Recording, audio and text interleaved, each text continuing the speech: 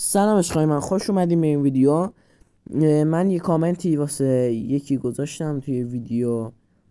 این ویدیو رو گذاشته ولی من منتها تارش کردم چون که احتمال استرایک دادن و خب حالا اینجور چیزا هستش. من اطمینان تارش کردم.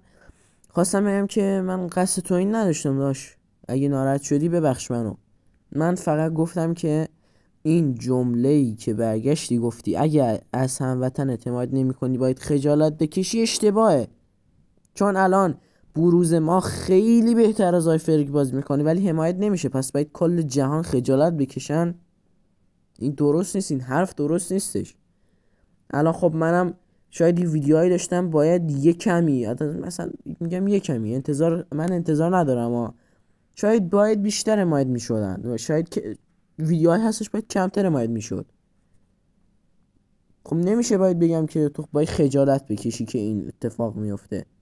من منظورم از گیم پلی خیلی گیم پلیتم خیلی جالب نیست. توی کامنت ها نوشتم منظورم این بود که من وقتی گیم پلی میدم کاری میکنم که ویدیوی بروکه مثلا میبینی فاز میگیری میری بازی کنی، نه اینکه بیام فاز غم بدم. اینا به خاطر خودت دارم میگم داش.